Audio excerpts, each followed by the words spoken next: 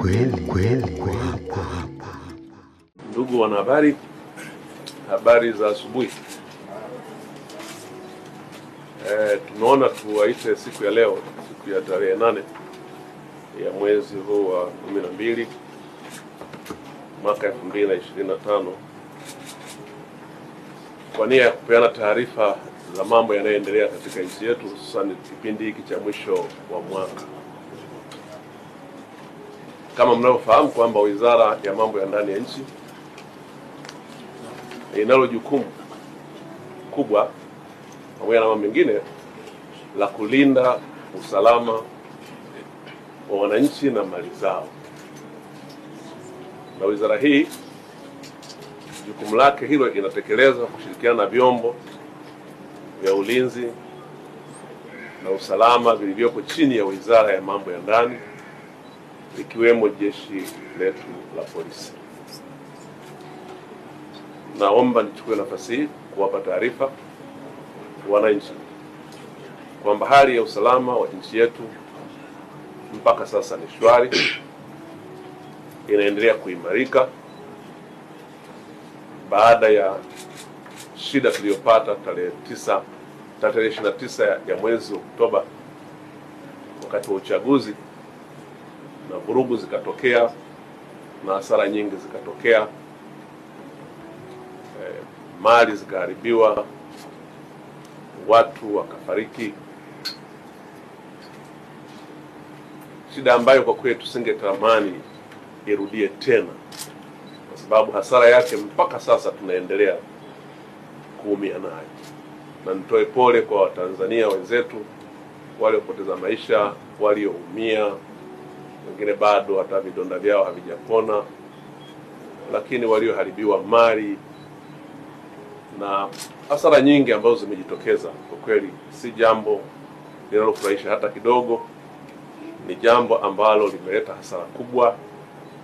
Basi tunamwomba Mwenyezi Mungu atuepushie mbali lisitokee tena jingine la namna hiyo. Hata hivyo, wakati tunaendelea na kuimarisha hali ya usalama na kwa kazi nzuri inayofanywa na jeshi letu la polisi kwa kushirikiana na vyombo vingine vya ulinzi na usalama, lakini pia wananchi wanatoa ushirikiano wa kutosha kushirikiana na jeshi letu la polisi, lakini viongozi mbalimbali pia wamesikika wakieleza umuhimu kama taifa kulinda amani ya nchi yetu kama jambo na tunu muhimu ya ustawi wa maendeleo mengine. Nichukue nafasi hii kuwashukuru sana viongozi wetu wa dini kwa nyakati tofauti tangu tarehe za mwanzo wa mwezi huu. Zimetolewa kauli zinazotia moyo, zinazofundisha wananchi na waumini wao juu ya umuhimu wa amani katika taifa. Wamefanya hivyo na katika mahubiri, katika matamasha, katika semina na kutumia majukwaa mbalimbali. Napenda nichukue nafasi hii kuwashukuru bila kuwataja viongozi wote wa dini. Wamefanya kazi nzuri sana kulituliza taifa. Tunawapongeza, tunawashukuru sana kwa niaba ya serikali. Wamefanya wajibu wao huo vizuri. Ni vizuri wananchi tukathamini na kuheshimu mahusia haya ambayo wamewatoa viongozi wetu wa dini, lakini viongozi wetu wa kijamii katika maeneo tofauti tofauti. Kama ambavyo mmesikia, tarehe 3 jeshi la polisi lilitoa taarifa ya tishio jingine ambalo linahamasishwa kwenye mitandao na wanaharakati mbalimbali na watu mbalimbali wasioitakia mema nchi yetu. Wameendelea kuhamasisha na kusema tarehe 9 ya mwezi huu wa 12, yani kesho, tuna watu wanahamasisha na kupanga kufanya maandamano wanayoyaita ya amani yasiyokuwa na ukomo. Maandamano hayo ya amani yasiyokuwa na ukomo hayaonekani yanaombwa na nani, kwa utaratibu gani, lakini maandamano ambayo tunafahamu sisi yaliyo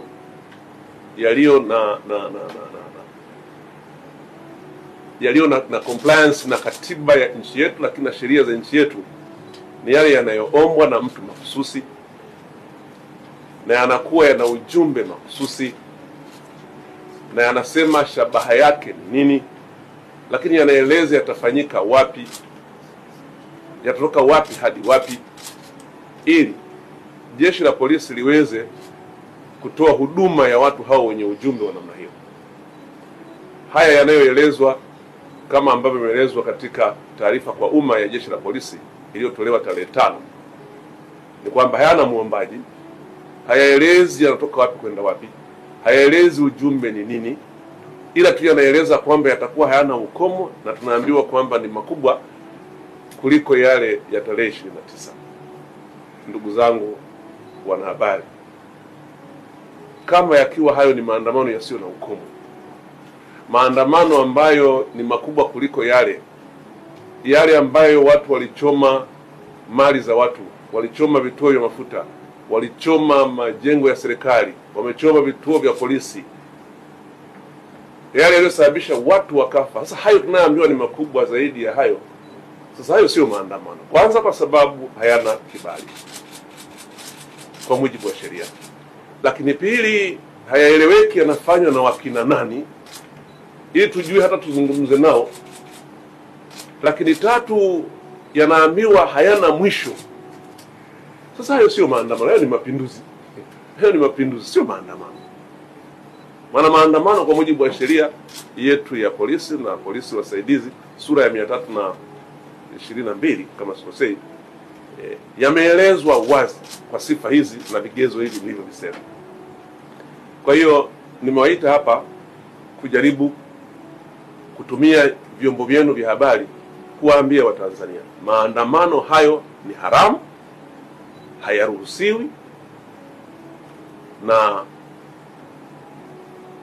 tutumie nafasi hii kuwaomba sana wale wote ambao wanashabikia, wale wote ambao wanaona wao wameichoka amani, wale wote ambao wanaona hata mateso tuliyopata katika kipindi hiki wanaona hayatutoshi, wanataka kutuongezea tena mengine, tuwaombe sana kwamba maandamano yako kuwa hayana kibali na hayapo kwa mujibu wa sheria, hayakubaliki na ni kinyume cha sheria, na kwa hivyo vyombo vyetu vya usalama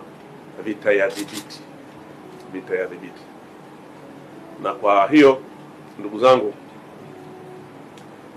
tuko hapa sisi kama Wizara ya Mambo ya Ndani yenye jukumu la kuwalinda wananchi na mali zao, kuwaomba sana wananchi wengine ambao hawahusiki na mpango huo kutokushabikia, kutokujitokeza, wala iwe ni kwenye mtandao au kujitokeza kwenda kuangalia au kuchungulia tu hicho wanachokifanya, kama kweli watakifanya, ingawa hatuamini, lakini ni lazima tujiandae, kwa sababu kazi yetu sio kujaribisha. Kazi yetu ni kuhakikisha kwamba tuna wakati wote wananchi wanakuwa salama, wao na mali zao. Kwa hiyo waombe sana wananchi wasithubutu kujitokeza, kwa sababu maandamano haya ni haramu. Maana kuna wakati mwingine wengine wanajitokeza bila hata kujua pengine anachokimbilia ni kitu gani, na kujikuta amejiingiza kwenye kitu asichokifahamu. Kwa hiyo mjizuie kuhamasisha kwenye mitandao, mjizuie pia kushiriki kwa namna yoyote ile, lakini mtusaidie pia kutoa taarifa pale mnapohisi kuna viashiria vya watu ambao wanataka kutekeleza mpango wa kuleta maandamano ya siku hiyo ya tarehe 9 kwa maana ya kesho. Naomba pia nichukue nafasi hii kutoa taarifa kama wajibu muhimu sana kwa vyombo vyetu ili viweze kufanyia kazi hizo taarifa. Basi liwe ni jukumu ambalo wananchi wote kwa mapenzi tulionayo kwa nchi yetu tutalitekeleza. Na jeshi la polisi limebainisha namba mahususi, tutawapatia hapa namba ili ziweze kuwasaidia kuweza kutoa taarifa kuwapa wananchi, na wananchi watakapoona kuna matukio au kuna viashiria au kuna watu wanapanga jambo hilo, basi waweze kutoa taarifa hizo. Nichukue nafasi hii kuwatakia kila la heri katika sikukuu za mwisho wa mwaka, tukianza na siku ya kesho ambayo ni siku yetu ya kusherehekea uhuru wetu, miaka 64 ya uhuru.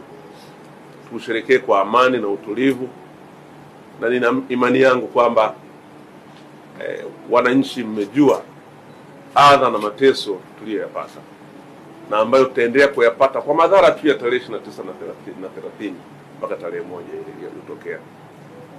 Sasa tusirudie tena haya.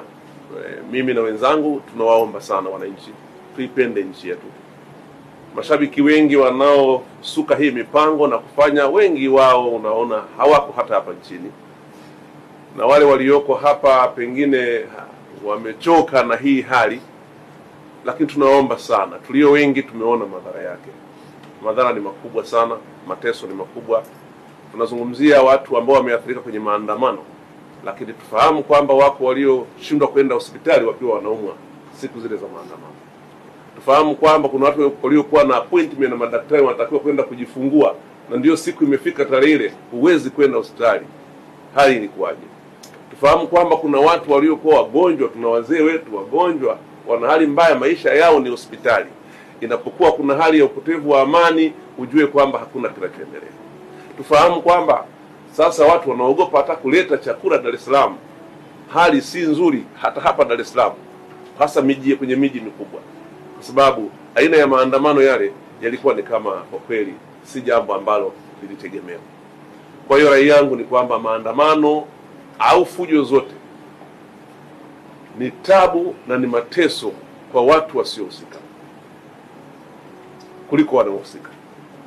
Ni tabu na mateso kwa watoto wetu, ni tabu na mateso kwa uchumi wa nchi yetu, lakini niseme madhara yake yanachukua muda mrefu sana kuweza kuisha.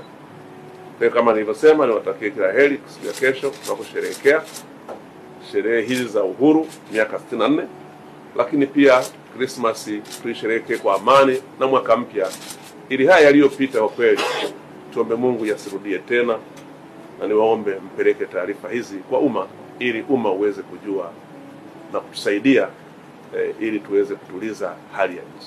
Asanteni sana kwa kusikiliza.